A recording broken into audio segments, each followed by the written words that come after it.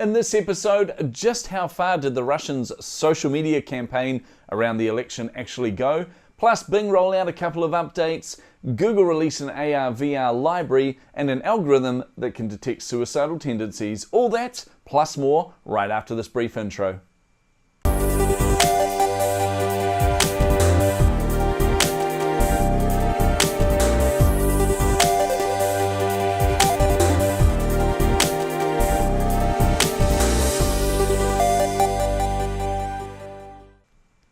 How are you all doing? We are back for another week in digital marketing news. This for the week ending on the 4th of November 2017. How are you all doing? I'm Vince Warnock. Yes, we are back for the second week in a row. We're going to try and make a clear run from now to Christmas and get you one of these videos every single week.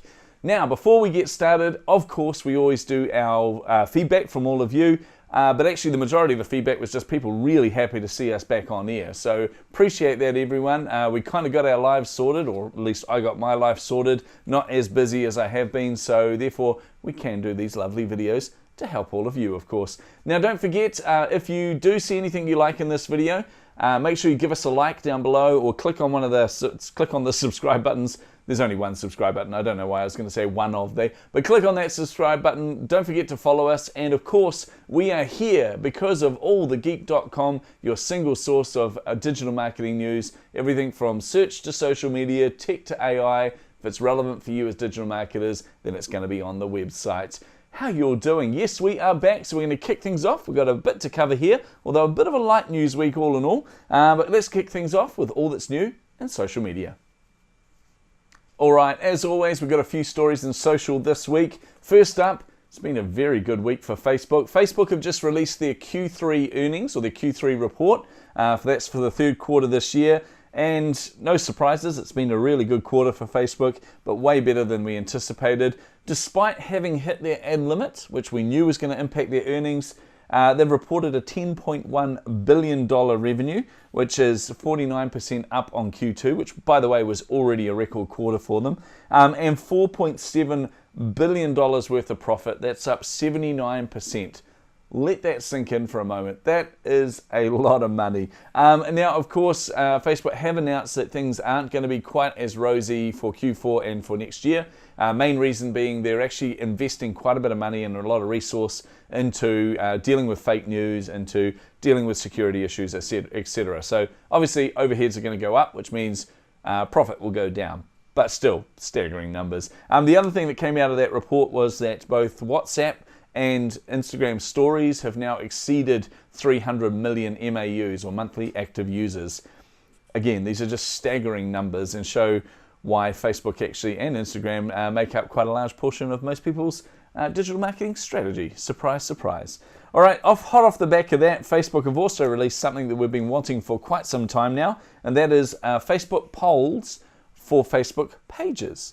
So similar to Instagram polls, you can do a binary-based poll now on Facebook pages. So that is like a B, a yes, a no, an X, a Y.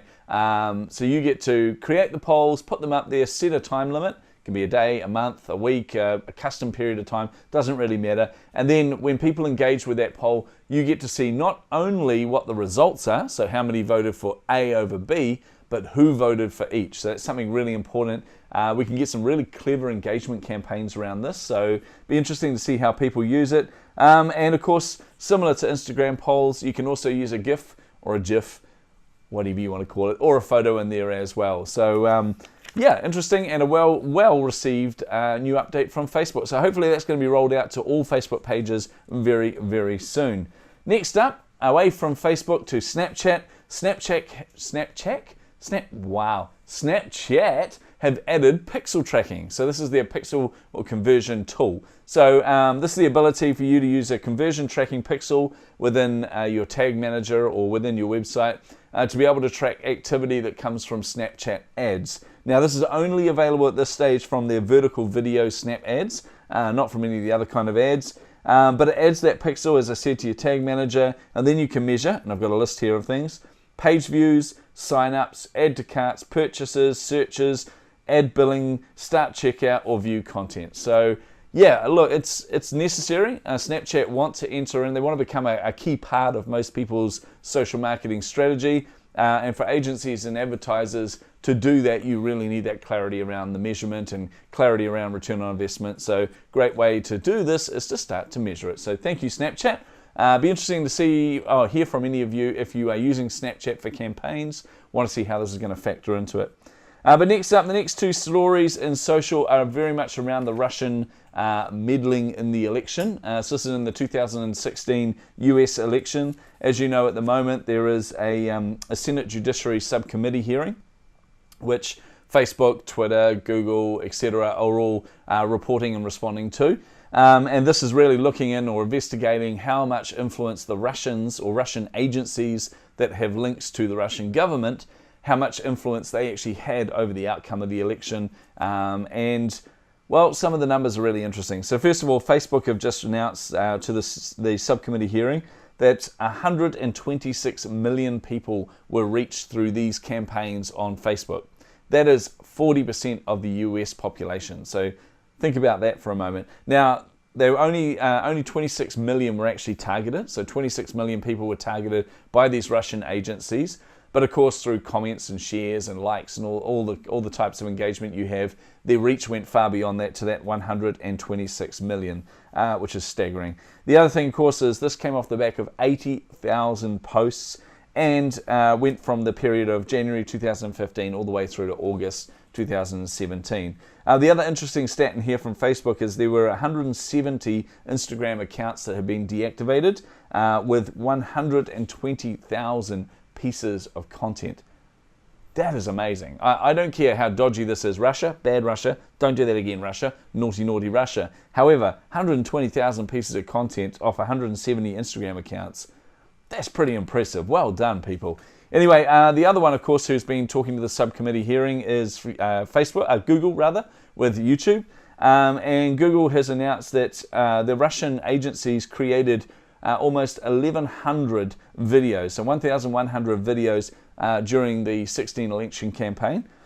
This is off the back of 18 different YouTube channels. Now, interestingly, they only had 309,000 views and only paid $4,700 in ad spend. So obviously, their focus was very much on Facebook or on repurposing these videos through other channels, but still staggering numbers. And if you're wondering just how influential the Russian agencies were, well, we obviously saw the outcome, but also hearing these stats kind of puts it in perspective. Anyway, that's it for social, guys. Next up, it's all that's new in search.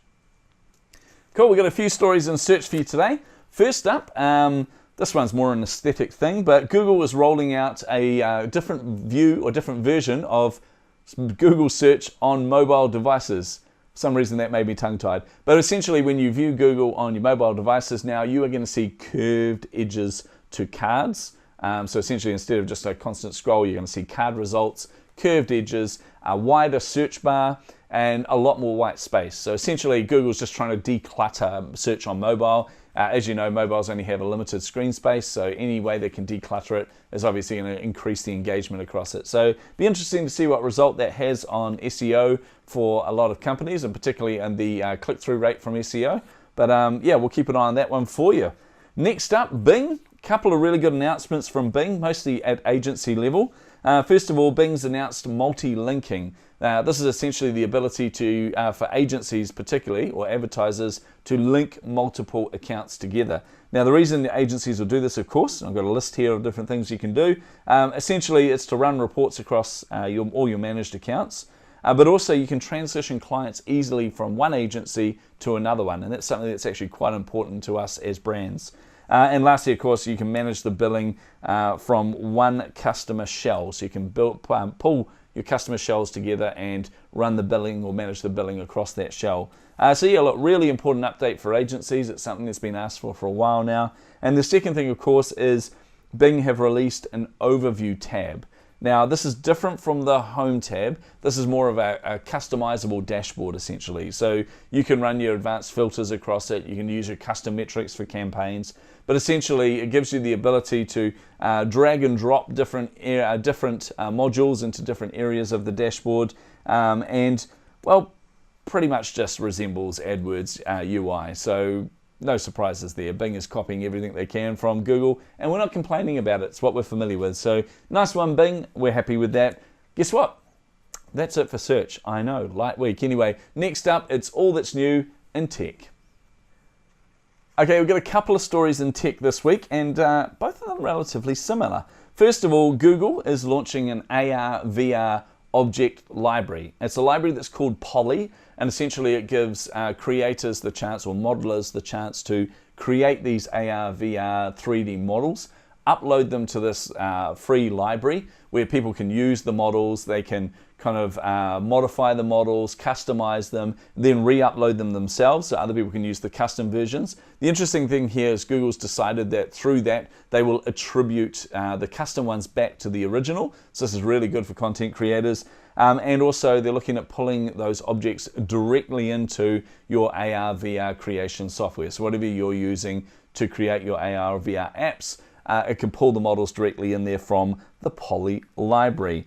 So a simple one, but actually a really good one. I'm looking forward to it. And yeah, I'm going to be dabbling in some AR/VR myself very soon. So that should be a bit of fun. Next up, as I said, very similar because it's in the AR space. Amazon's iOS app now gives you the ability to use AR to see how objects look in your actual physical space.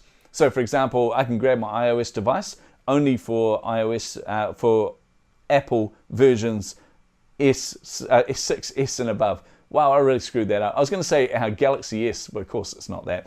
Apple 6S's and above on the iOS device, phew, got there, you can go into your Amazon app, click on the camera, then select AR object to put in there. So say for example, the good old Alex Drawers and Linmon desk. You can grab those, put them in there, and then move the camera around and place them in a virtual space within there to see whether or not it fits in your room, to see how really good they look, of course.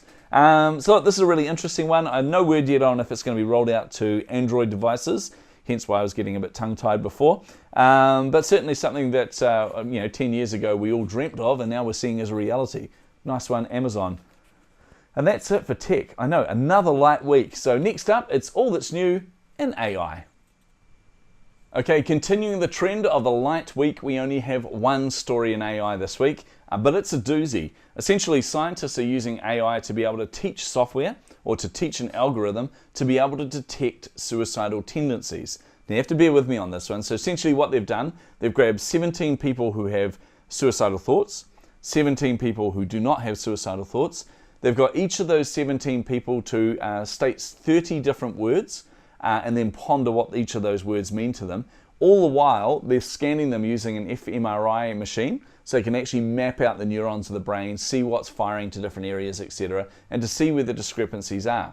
So, interesting results. Now, worth noting, this isn't this by no means accurate at this stage. Like the results that they've had are a little too early. There needs to be a lot more research done on this, but it's certainly a different way of using AI to train an algorithm and a different way to kind of look for these kind of brain patterns. Now, the interesting thing I found within this, so as I said, there were 30 words that each of them had to say, but there were 6 words in particular that when the suicidal people and the non-suicidal people mentioned those words and pondered them, there was the biggest discrepancy between them.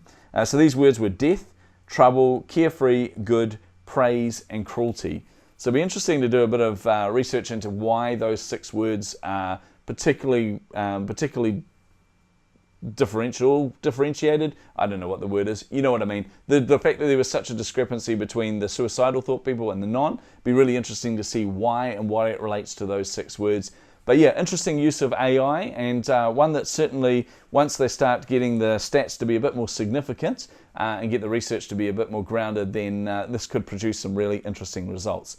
Anyway, that's it for AI. Next up, we would normally have AllTheGeek's Muppet of the Week award, but this week we're doing something a little bit different. This week we're doing the AllTheGeek's Hero of the Week award. And the reason we've chosen to do the Hero of the Week award is, well, you would have heard this on the news, and we just thought it was that good we couldn't let it miss.